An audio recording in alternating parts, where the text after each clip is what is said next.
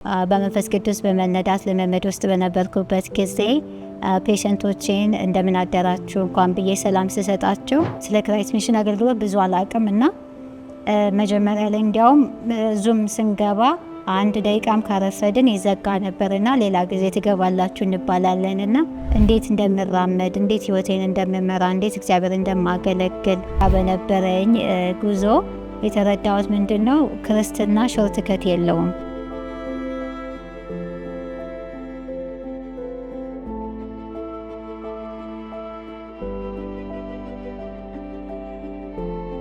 ስሜ ብሩክታዊት ግርማ ብርሃን ነው። የምኖረው ዴንቨር ኮሎራዶ ነው። የክራይስት ሚሽን የወንጌል አጋር ከሆንኩ አሁን ወደ 3 ዓመት ከግማሽ አካባቢ ሆኖኛል። በክራይስት ሚሽን የሚሰጡትን 2 የትምህርት ፕሮግራሞች ሃየር ላይፍ እና ስፒሪት ፊልድ ላይፍ እግዚአብሔር ረድቶኝ ተምሬያለሁ። እናም ደግሞ በሁሉም የክራይስት ሚሽን አገልግሎቶች በሙሉ በመከታተል እንደዚሁም አሁን በቅርቡ የተጀመረውን የሴል ግሩፕ በመከታተል እንግዲህ ህይወቴ እየተሰራ አገኛለሁ።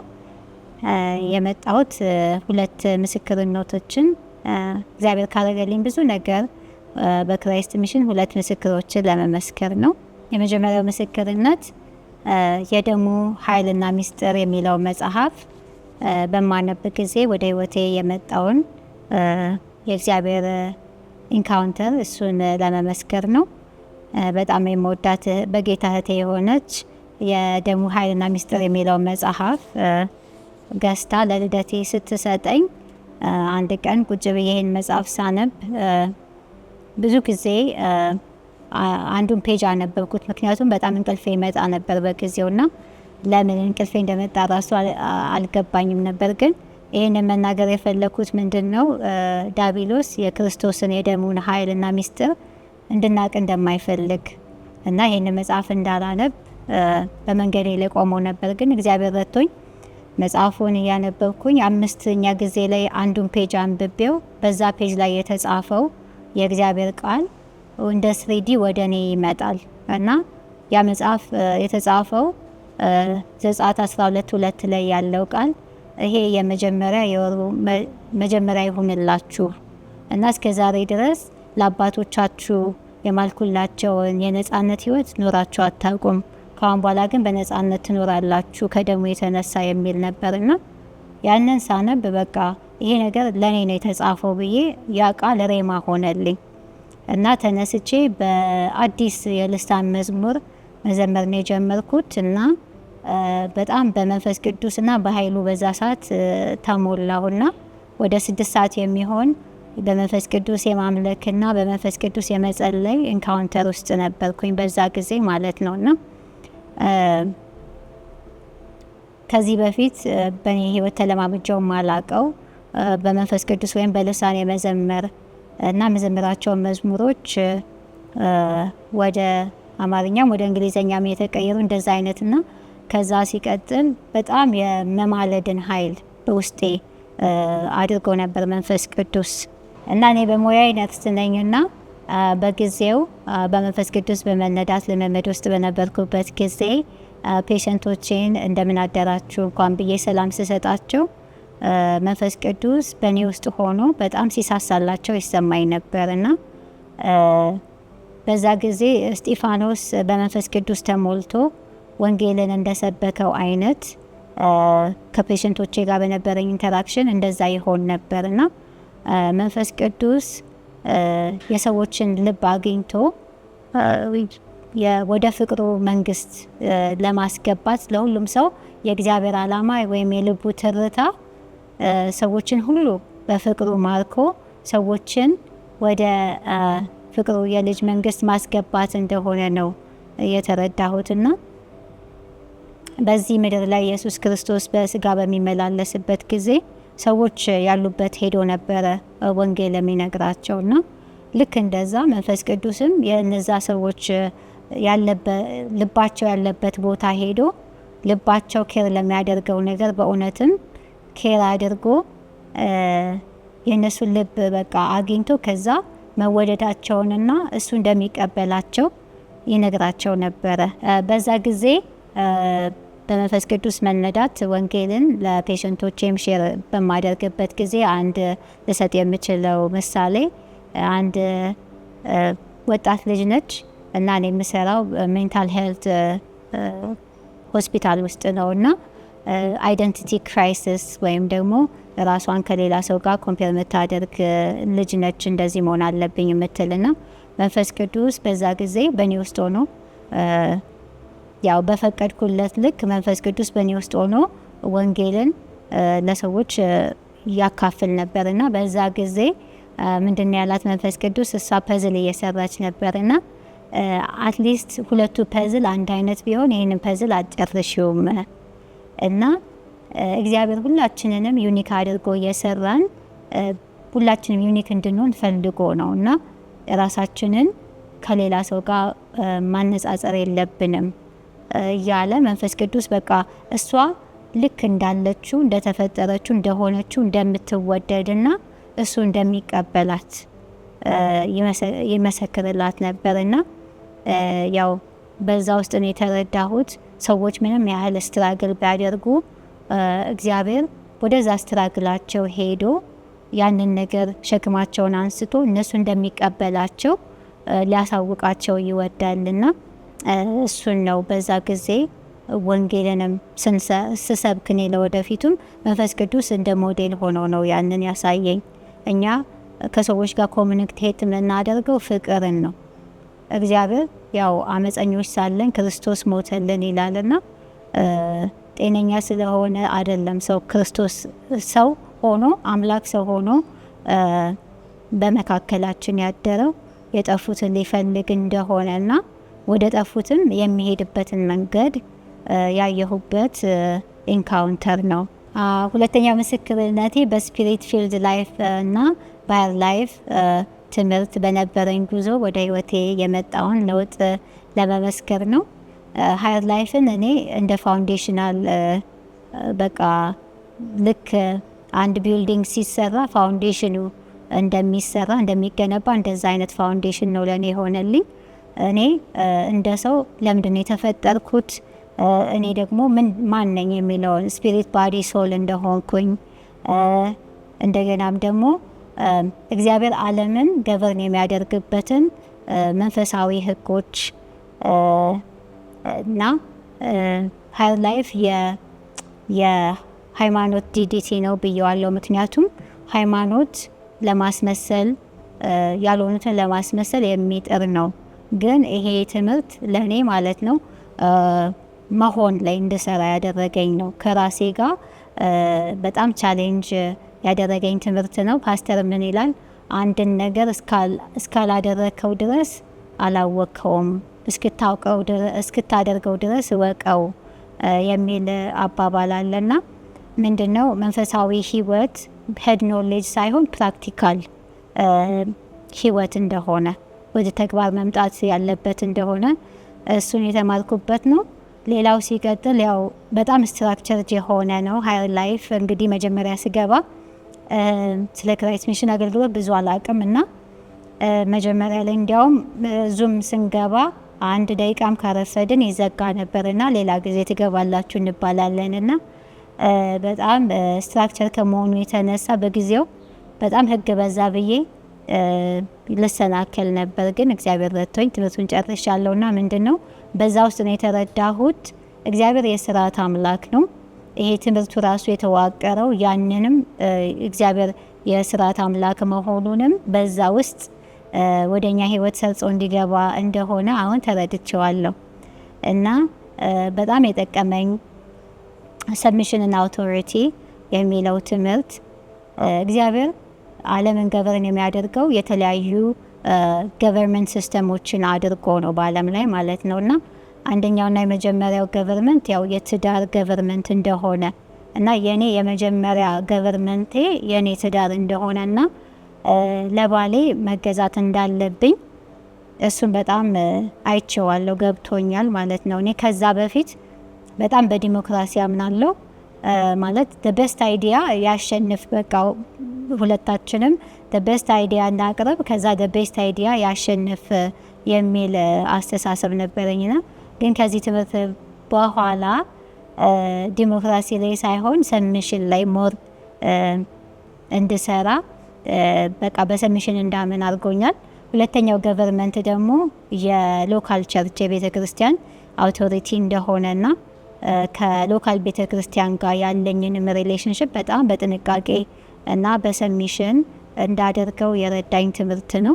ሃየር ላይፍን ከተማርኩ በኋላ በህይወቴ የተለማመድኳቸው ያሉ በዛ ትምህርት ያገኘኋቸው በጣም ሲምፕል የሚመስሉ ግን በክርስትና ህይወቴ በጣም ፋውንዴሽናል የሆነ ለውጥ ያመጡ 2 ልምምዶችን ባካፍል ደስ ይለኛል። የመጀመሪያው ስለ ጸሎት።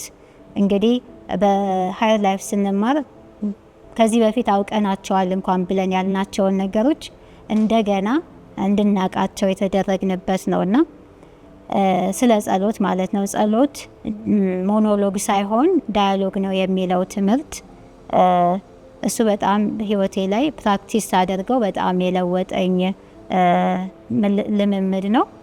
ብዙ ጊዜ እኔ ከዛ በፊት በቃ ጸልዬ ብቻ ነበር የምነሳው።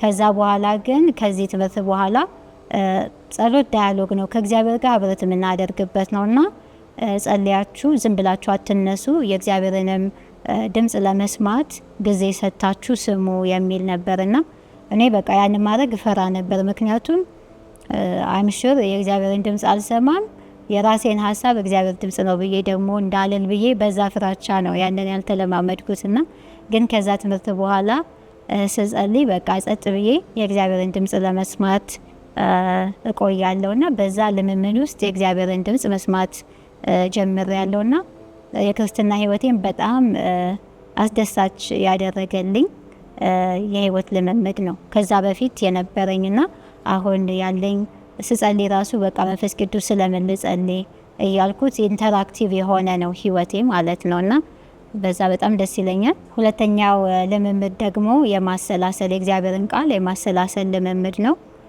በቀን አንዴ የእግዚአብሔርን ቃል አንድ ጥቅስ አውጥቼ እሱንም መንፈስ ቅዱስን ጠይቄ ዛሬ ምንድን የትኛውን ቃል ሜዲቴት ላድርግ ብዬ በቀን አንዴ የእግዚአብሔርን ቃል ሜዲቴት አደርጋለሁና ወደ ህይወቴ በጣም ብዙ ደስታ፣ ሰላም፣ እረፍት ያመጣልኝ ልምምድ ነውና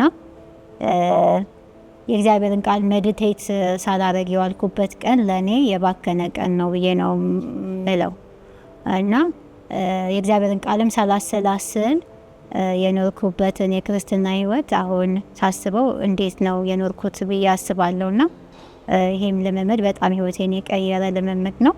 ከዛ ያው ስፒሪት ፊልድ ላይፍ ስማር የተማርኩት ያው ባላደራነትን እግዚአብሔር ለሁላችንም ስፔሲፊክ የሆነ የህይወት ጥሪ እንዳለው እና ያንን ባላደራነታችንን እንዴት ነው የምንወጣው የሚለውን ፓስተር ከ20 አመት ልምምዶቹ ሳይደብቅ ያለፈበትን ነገር አካፍሎናል እና ከዛ የተነሳ ጥሬንም የራሴንም ፐርሰናል የሆነም ጥሪ እንዴት ነው በጥንቃቄ እና በባለ አደራነት ያንን ጥሪ ወደ ግብ ማድረሰው የሚሉትን ፕሪንሲፕሎች ያገኘሁበት ትምህርት ነው እና የስፒሪት ፊልድ ላይፍ ትምህርት በምንማርበት ጊዜ አንድ ህልም አየውና ያ ህልም ምንድነው? እኛ ቤት ፊት ለፊት ነው አረንጓዴ የሆነ ሳር አለ። እዛ አረንጓዴ ሳር ላይ ነጭ ጠረጴዛና ወንበሮች ተቀምጠዋል እና በብርጭቆ ውሃ እየተቀዳ እንጠጣለን። በቃ ፓስተር ያስተማረ ይቀዳል፣ እጠጣለሁ፣ ይቀዳል፣ ውሃውን እጠጣለሁ፣ ይቀዳል፣ እጠጣለሁ። በቃ ብዙ እንደዛ ነውና ቆሻሻ ውሃ ውስጥ ንጹህ ውሃ ሲደረግ ያ ቆሻሻ ውሃ ንጹህ የሆነ ይመጣል እና በእኔ ህይወት ልክ እንደዛ ነው የሆነው። እኔ ድሮ ማለት ነው ከክራይስት ሚሽን አገልግሎት ጋር ከመገናኘቴ በፊት ራሴን በጣም ነው ማምነው እና የሆነ ነገር ከተፈጠረ እኔና እኔ እንነጋገርበትና ውሳኔ አደርጋለሁ። ያ ውሳኔ ደግሞ ትክክል እንደሆንኩኝ እርግጠኛ ነኝ ማለት ነው እና የሆነ በቃ ሰልፍ ኮንፊደንስ፣ በራስ መተማመን፣ በራስ ማስተዋል መደገፍ ትክክልም ደግሞ መስሎ የሚታየኝ የህይወት ፕሪንሲፕል ነበርና ከዛ በኋላ ግን ብዙ ስስትና ስሳሳት የነበሩትን ነገሮች ከመማሪ ብዛት በጣም እግዚአብሔር ራሴን ከማመን በጣም ራሴን ወደ መፍራት ነው የተሸጋገርኩት ማለት ነውና አሁን በጣም የምጸልየው እግዚአብሔር ከራሴ አድነኝ ብዬ ነው። ምክንያቱም በራሴ እንደገና ላለመደገፍ ራሱ ራሴን ላምነው አልችልም። በራሴ ላለመተማመን የማምነው እግዚአብሔርን ነው እና ለኔ ይሄ በጣም ትልቅ የህይወት ለውጥ ነው። እና ከዚህ በፊት የወሰንኳቸውን ውሳኔዎች ራሱ ወደ ኋላ ዞር ብዬ ያስተካከልኳቸው ብዙ ውሳኔዎች አሉና እግዚአብሔርን ከራሴ ስላዳነኝ በጣም ነው የማመሰግነው። የክራይስት ሚሽን ጉዞዬ ሜጀር የሆነ ብዙ ለውጦችን አምጥቷል። አንዱና ትልቁ ከራሴ የዳንኩበት ትምህርት ነው እና በፕሪንሲፕል ደረጃ አሁን እኔ በራሴ አልተማመንም። በቃ ድሮ በጣም እተማመን ነበር ማለት ነው። ያው ፓስተር ያካፈለን ህይወቱን ነው፣ ላይፍ ስታይልም ጭምር ነው የተማርነው።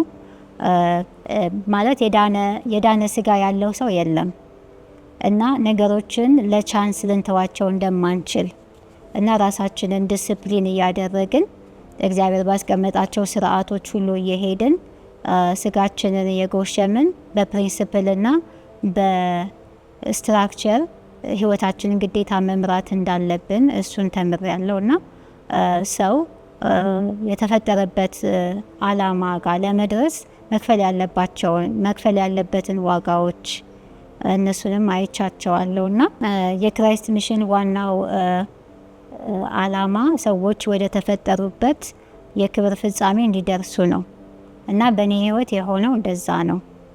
ከመጣው ከእግዚአብሔር ከተማርኩት ከእግዚአብሔር ቃልም በመጽሐፉም ደግሞ ካገኘሁት የመንፈስ ቅዱስ ሙላት ወደ እኔ ህይወት የመጣው ያ ነው። ፓስተር ምን ይላል? የቃሉ ዝናብና የመንፈሱ ዝናብ በእናንተ ላይ ሲዘንብ ታድጉና ምን አይነት ሰዎችን ምን አይነት ጥሪ እንዳላችሁ ምን አይነት ሰዎች እንደሆናችሁ ያኔ ነው መታወቁት ይል ነበርና ለኔ በቃ እያደኩ ስመጣ በመንፈሱ በቃሉ እያደኩ ስመጣ ለምን እንደተጠራው ራሴን ጸጋ ስጦታዎቼን ሁሉ እየለየው መጥቻለሁና በዚህ ዘመን እንግዲህ በህይወታችን በዚህ ዘመን ባለንበት ትልቁ ተግዳሮት ብዙ አክሰስ ስላለ አንድ ቦታ ረግቶ ተቀምጦ የማደግ ነገር በጣም ቻሌንጂንግ ነው። ግን በክራይስት ሚሽን ትምህርቱን ራሱ በጣም ውድ እንዲሆን ስትራክቸሩ በቃ አክብረ ነው እንድንማር አድርጎናልና አንድ ቦታ መተከልን እና እየተነቀሉ እንደገና ሌላ ቦታ እየሄዱ መጠውለግ እንዳይመጣ የረዳኝ ትምህርት ነውና እና አሁን ብዙ መዝሙሮች ወደ እኔ ይመጣሉ በመንፈስ ቅዱስ እና አሁን ወደዛ አገልግሎትም እየገባው ነው እና በህይወቴ እኔ እዘምራለሁ ብዬ አስቤ አላቅም። እግዚአብሔርን ግን በእውነትና በመንፈስ እንዴት ነው የምትመለከው እሱን ማወቅ እፈልጋለሁ ብዬ በጣም ያ ጥማት በውስጤ ተፈጥሮ ነበርና እግዚአብሔር ለዛ ጥማቴ መልስን እየሰጠ ያለበት ጊዜ ነውና እኔ ራሱ ተደንቅ ያለው ማለት አድጌ ራሴን ያየሁበት ቦታ ማለት ነው እና በስፒሪት ፊልድ ላይፍ ከተማርን በኋላ ፓስተር ታገለግላላችሁ፣ ይሄ አገልግሎት ትምህርት ነው ታገለግላላችሁ ብሎ ይለን ነበርና ልክ ትምህርቱን ተምረን እንደጨረስን በእኛ ሎካል ቤተክርስቲያን የጸሎትን አገልግሎት እኛ እንድንይዘው እኔና ባለቤቴን ጠይቀውን አሁን የጸሎትን አገልግሎት እንመራለን። እንደገናም ደግሞ መዝሙሮች ወደ እኔ ህይወት ስለሚፈሱ ያንን ደግሞ አገልግሎት ደግሞ መግባት አሁን ጀምሬያለሁ ወደ ዝማሬ አገልግሎት ማለት ነው እና ለኔ ቅርጽ አልባ የነበረውን ህይወት እግዚአብሔር በዚህ ትምህርትና በመንፈሱ ቅርጽ እንዲኖረው እንዴት እንደምራመድ እንዴት ህይወቴን እንደምመራ እንዴት እግዚአብሔር እንደማገለግል ቅርጽ የሰጠኝ ትምህርት ነው እና እግዚአብሔርን አመሰግናለሁ። እኔ ብዙ ጊዜ ያው የባይብል ስኩል የመሄድና የመማር ብዙ ሀሳብ ነበረኝና ብዙ የባይብል ስኩሎችንም ሪሰርች አድርጌያለሁ እና እኔ ምንድነው ኮንሰርን ያደረገኝ ብዙ ባይብል ስኩል የሄዱ ሰዎች እኛ ሀገር የመንፈስ ቅዱስ ልምምድ በህይወታቸው ወይም በአገልግሎታቸው የለምና ያን እያሰብኩ ያለ ነው የሃየር ላይፍ ትምህርት እድል ያገኘሁትና በዛ ውስጥ እኔ ሁለቱንም አግኝቼዋለሁ። የቃሉንም እውቀት የመንፈስ ቅዱስንም ኃይል መሞላት እና ፓስተር ባይብል ዩኒቨርሲቲ ሄዶ ሁሉን ነገር ተምሮ ከዛ ደግሞ ከ20 ዓመት ልምድ ውስጥ የትኛው ፕራክቲካሊ የትኛው ነገር ይሰራል የሚለውን ያስተማረን እና እኔ በዛ ውስጥ በባይብል ስኩል ሳላልፍ ግን ፕራክቲካሊ የሆነ በቃ ወደ አገልግሎት የሚያደርስ ለአገልግሎት የሚያስታጥቅ የህይወትን ትጥቅን ያገኘሁበት በዚህ ትምህርትና በዚህ ትምህርት ባልሳተፍ አሁን ለደረስኩበት መንፈሳዊ እድገትም ወደ ተፈጠርኩበትም አላማ የመግባቴ ኦፖርቹኒቲ በጣም ይቀንስ ነበር ብዬ አስባለሁ። እና ብዙዎች ደግሞ ወደ ክራይስት ሚሽን መጥተው ፓርትነር ሆነው እንደገናም ደግሞ በሀይር ላይፍም በስፒሪት ፊልድ ላይፍም ተምረው ወደ ተፈጠሩበት የህይወት አላማ ቢገቡ በጣም ደስ ይለኛል። ሌላው ከክራይስት ሚሽን ጋር በነበረኝ ጉዞ የተረዳሁት ምንድነው፣ ክርስትና ሾርትከት የለውም። የእግዚአብሔርን መርሆች ተከትለን እግዚአብሔር የሚፈልገውን እያደረግን ስጋችንን ደግሞ እየጎሸምን የምንሄደው የህይወት ጉዞ እንደሆነ ነው የተረዳሁትና ዲስፕሊን በጣም አስፈላጊ እንደሆነ፣ ምክንያቱም ሰው በራሱ አይበረታምና እግዚአብሔርን ከሱ ጋር የሚያደርጉትን ነገሮች ማድረግ አለበት በዚህ ህይወት አሸናፊ ለመሆን የሚለውን ነገር ተምሬያለሁ። የጸሎት ዲስፕሊን፣ የጾም ዲስፕሊን፣ ከሰዎች ጋር እንኳን ኢንተራክት የምናደርግበት ዲስፕሊን እና ብዙ መርሆችን ተከትለን ነው ክርስቶስ ወዳየልን ወደዛ የክብር ፍጻሜያችን ምን ደርሰው የሚለውን እሱን አይቼዋለሁ። እና ይሄ መጽሐፍ የደሙ ኃይልና ሚስጥር የሚለው መጽሐፍ በጣም ህይወትን የሚለውጥ መጽሐፍ ነው እና የእግዚአብሔርን የደሙን ኃይል ሚስጥር ገና የክርስቶስን የደሙን ኃይል ሚስጥር ገና የቱንም በጣም ጥቂት ነው የተጠቀምንበት ብዬ ነው ማስበው። ገና በጣም ብዙ መጠቀም ያለብን ክርስቶስ ለኛ ዋጋ የከፈለው ህይወቱን ነውና ይሄንን መጽሐፍ እንግዲህ ሁላችሁም አንብባችሁ ህይወታችሁን ከአንድ ወደ ሌላ የሚያሻገር ስለሆነ እንደዛ ቢደረግ ደስ ይለኛል። የክራይስት ሚሽን አገልግሎት እኔ እዚህ ኢትዮጵያ መጥቼም ሳይ እዛ ውጭ ሀገር ያየሁት ህዝብና እዚህ ያለው ህዝብ አንድ አይነት ነው እና ምንድነው በውስጥ የመጣው ብራንድ የሚፈጠረው ከኮንሲስተንሲ ነው እና ከዛ ኮንሲስተንሲ የተነሳ አንድ አይነት ህዝብ እየተፈጠረ እንደሆነ እና እኔ ራሱ ከማውቀው ማለት ነው አብሬያቸው ከተማርኳቸው እህትና ወንድሞቼ ብዙ አይነት የህይወት ለውጥ እያየው ነውና እግዚአብሔርን ወደ መምሰል እያደግን ነው በዚህ ትምህርት ማለት ነውና ፓስተርን እንደገና ፓስተር ተስፋውንን ፓስተር ሩትን እና ደግሞ አብረው የሚያገለግሉትን ሁሉ እንኳን ደስ አላችሁ ማለት ወዳለሁ። ምክንያቱም ብዙ ዋጋ ነው የሚከፍሉት ሁላችሁም እና ይሄ የከፈላችሁት ዋጋ ፍሬ እያፈራ ነው፣ ለውጥ እያመጣ ነው እና ብዙ ፍሬዎቻችሁን ታያላችሁ ብዬ እላለሁ እና በጎ ስጦታ ፍጹም በረከት ሁሉ ከብርሃናት አባት ከእግዚአብሔር ዘንድ ነው ተብሎ እንደተጻፈ እንግዲህ ከዚህ ከክራይስት ሚሽን ያገኘሁትን በጎ ነገር ሁሉ ያገኘሁት ከእግዚአብሔር የተነሳ ነውና እግዚአብሔርንም አመሰግነዋለሁ ስላገኘሁት ፈውስ፣ ስላገኘሁት የህይወት ለውጥ እግዚአብሔር በጸጋው ስለረዳኝ።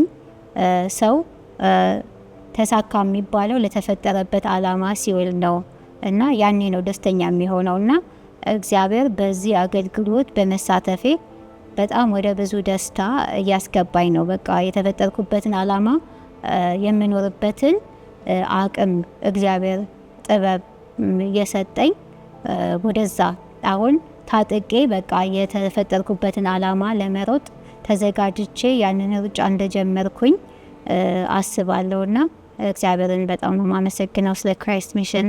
በአጠቃላይ ተባረኩ።